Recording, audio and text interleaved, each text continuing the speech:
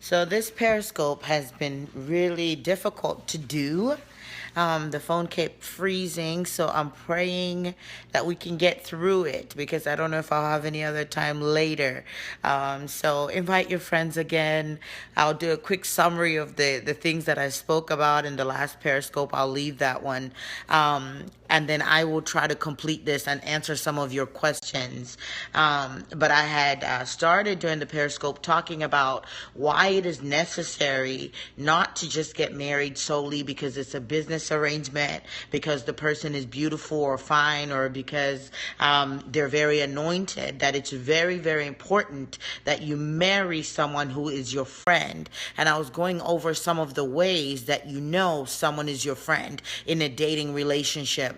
When you first when you're first dating and the early phases, we call those the infatuation stage. So between the first month and the third month, we call that infatuation. This is when you're not even thinking straight. You are like intoxicated with that person. And so it's not very clear. Everything they do is wonderful. Everything they say is wonderful. And that's really, really great. But you got to get to the third and sixth month. That's why I always recommend my clients, anyone I'm coaching, anyone I'm doing premarital counseling with, you date at least 6 months to a year. Now, that doesn't have to be in stone, because the Lord does amazing things all the time with relationships, but you want to see that person in season and out of season. You don't want to just see them in the season where they're at the top of their game, where they're doing everything perfectly, where they got everything going on. You need to be able to see the person that you're with in season and out of season. Why? Because when you get married, you're going to have some seasons where things are going well, and you're going to have some seasons when things are really difficult. And the way that a person responds in the difficult season and the way that a person responds in times of pressure is really who they are. So how a person responds in difficult seasons and in times of pressure is really who they are. They really show you who they are. And so it's really, really important when you're getting to know someone that you walk with them through different types of pressure, how they react. Do they get angry? Are they able to, bounce back? Do they get so depressed that they can't move forward? All those things are important. And I'll be doing some more Periscopes in this January and February, because I always do a series on relationships in February, and we have 3 courses that we're offering through the business. So that's one. The next thing I talked about was that whoever you marry, you have to feel yourself. You have to be yourself. You cannot marry someone who you are hiding any parts of yourself to. Meaning, this doesn't mean when you first start dating, you just put it all out there.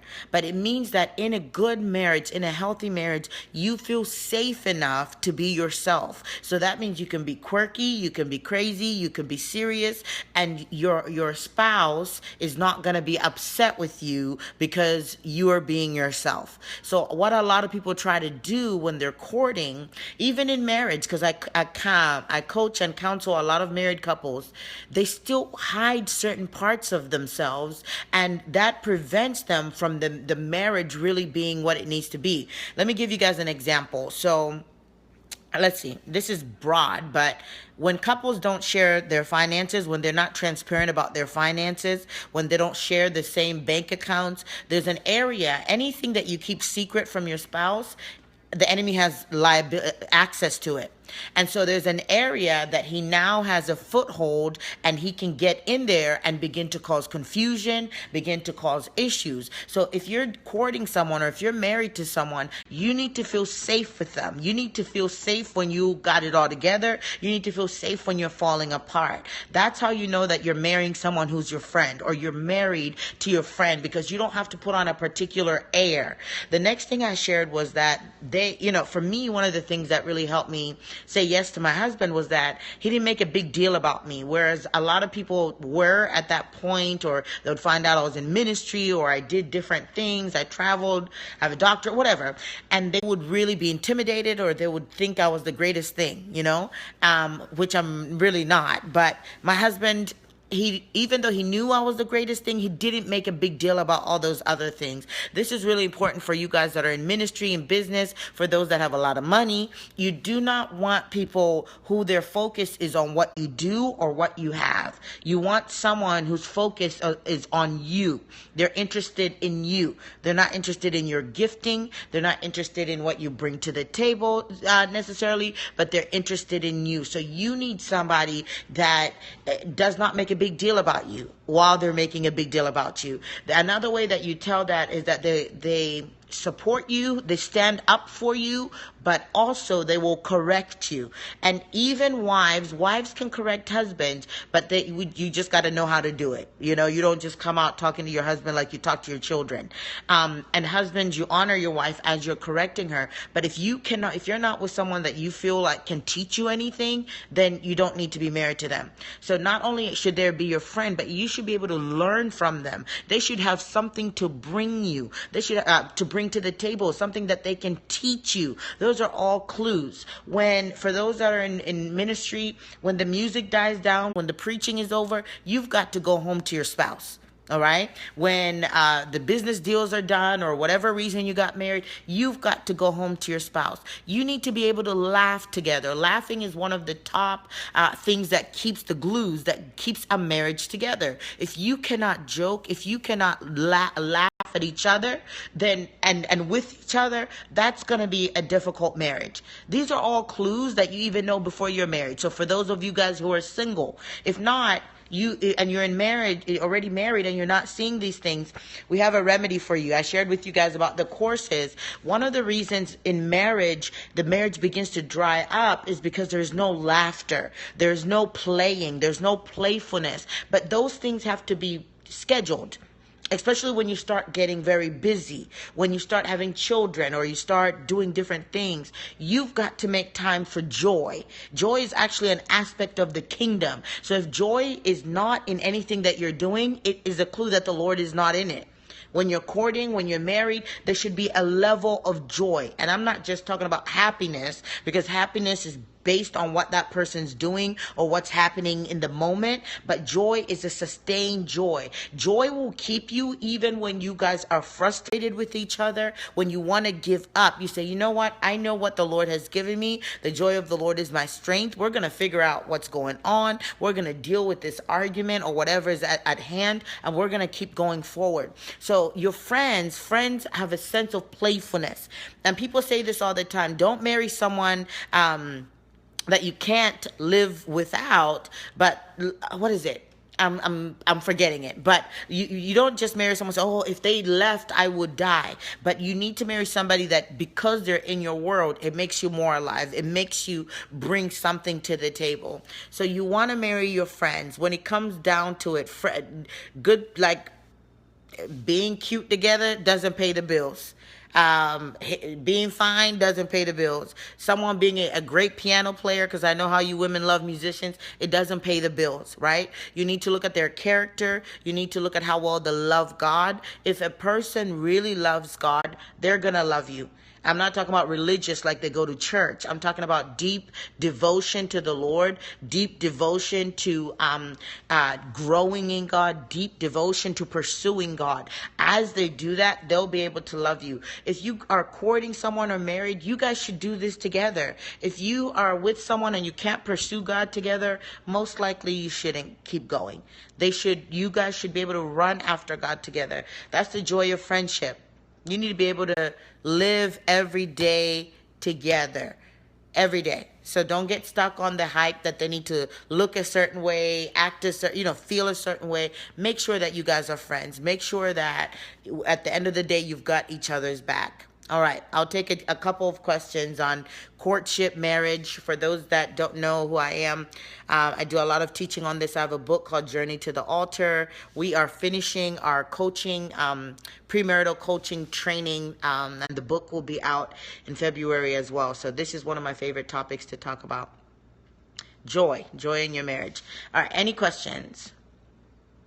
I'm so thankful Periscope didn't act up because it was going crazy a couple of minutes ago. What about dating someone with a huge age difference? All right.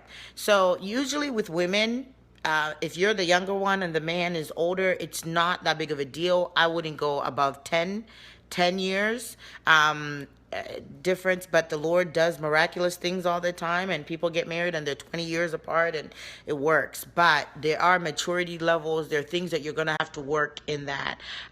Men, you can date older women, obviously, but I still wouldn't. For men, I wouldn't say more than 5 years, but like I said, people do it 10 years older and it works. I don't think it's a big deal. The biggest thing is maturity levels. You need to be on the same page. You need to have the same vision, and so on and so forth. All right. Someone asked, what's the difference between courtship and engagement? All right. Engagement comes after courtship. Ideally, Christians shouldn't date, right? So what's the idea for marriage advice for non-believers? I don't have any, because marriage is God's idea. And in order for a marriage to work really well, there has to be a level of agreement, right? And so and there are unbelievers who've been married a really long time. They just found something to agree on. For Christians, our agreement is the Father, the Son, and the Holy Spirit. That should be the center that really helps. So the same advice that I give to believers is the same advice I would give to non-believers. Communication, intimacy, playfulness, all that stuff. All right, dating is when you find someone and you think they're cute, you ask them out on a date, and then you go out on another date, and you go out on another date, and then you guys maybe decide, well, let's see where this thing's going to go, right? And sometimes it goes somewhere and sometimes it doesn't. When you're a believer, you don't date. You wait for people to approach you, or you approach someone if you're the guy, right? But before you approach them, you pray about it. Now, this doesn't mean if you're in the grocery store and you see, guys, you see a girl and you're like, man, that's my wife, that you now got to pray about it. Because the idea is that you already have the Holy Spirit in you. The idea is that you hear God's voice. And so you could be walking in a moment and meet someone and just know, right? So when you approach that person, you're not approaching them just to say, let's go out on dates and figure out if this is going to work out. Really the goal is to go out, to get to know them. And after really, I say 3-4 times of talking on the phone or going out, you need to make a decision. Is this someone I'm willing to get to know for the purpose of marriage, or do I need to move on along? The Holy Spirit gives us wisdom on every relationship that should be in our life. And if you're emotionally healthy and you're emotionally sound, you're going to be able to identify those relationships quickly. And so Christians, really, after I have a whole series and I teach on this. I do a marriage preparation boot camp. The courses will be up. You need to gather the information and then make a decision if you feel like this is marriage material. You need to submit it to your leaders. You need to submit it to your parents, those that trust. Let them pray and say yes or nay. And then you need to go forward. Courtship is entered in that moment. It's intentional dating for the purpose of marriage. It's not just dating to get to know someone. Once you have been in it for 6-7 months, you guys are like, yes, what we heard was right. We want to get married. You get engaged and you get married. But this prevents from heartbreak. This prevents from people jumping from relationship to relationship. It's a relationship that's entered in after prayer and consideration and advice. All right, I'll take 1 or 2 more questions. We're not friends anymore. I try to talk, but he won't address this with me. Suggestions, please. If someone's not your friend and they're not wanting to talk to you, then just let them be. Should you marry someone who has been divorced twice and you've never been married? Don't ever feel like you have to chase anyone. It's really simple, especially for men. If a man likes you, he'll come after you, ladies. If a man is interested in you, he'll let you know. I don't care how shy he is. I don't care how long it takes. You don't ever have to make someone love you, chase after anyone. Most men know that someone is potential wife material within 3 weeks, whether they make you their wife or not. There's other variables that go there. So ladies, let it be. All right. If I don't know who asked that question, but that's just in general, even outside of relationships. If someone is not responding to your calls, they don't value you enough. Don't chase after them. Did God send you certain men to you, or do you have to go out there? I wouldn't say go out there. I have a whole blog on it, on how women should position themselves, meaning get in places where there are guys, be cheerful, smile, be open, be approachable, and position yourself. I can't teach on that today. And be open, but you don't necessarily have to just go out there. I'll answer the last question, then I've got to jump off. Someone said that the man has been divorced twice and she's never been married. is that a good idea? If that person has gone through counseling, if that person has gone through inner healing and deliverance, if that person has dealt with their issues of why they ended up in the divorce, it could possibly work. But if that person is the same person they were when the first marriage took place, then I would not even try it. So it is all um, it all depends on how much work he has done. How do you know a counterfeit? I've done a lot of blogs on that. I've done lots of periscopes on that. You can go read it on my website, AskDrFaith.com, or my you can watch it on my YouTube page, and I'll teach on it at some point. Lastly, the difference between lust and love. Lust takes, love gives. If you are in a lustful situation, there's always something that you're giving, always something that you have to let out. My blogs are on my website, AskDrFaith.com. And lust, there's a level of feeling out of control. There's a level of feeling drained. And there's a level really of torment, because we were all made for a relationship. And if a relationship never moves from lust to love, there's a level of commitment. There's a love.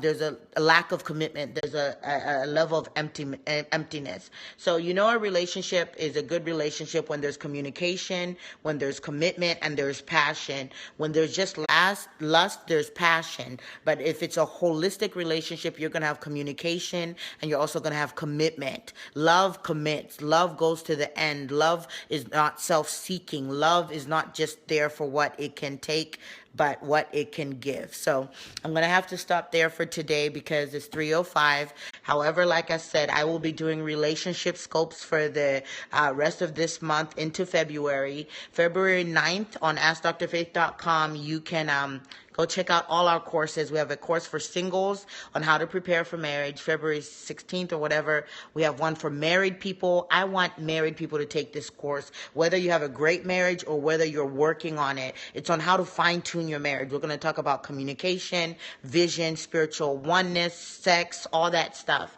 And then the last session we have at the end of February is for people who are, I'm married. Can you see my ring? Someone is asking if I was married. Not only am I married, but I have been trained in counseling and working with couples for the last 10 years on how to recover from divorce and soul ties. So that'll be the last course that I do in February. All right, blessings. We'll chat more about relationships and all that stuff in the next couple weeks. Bless you guys. Bye-bye.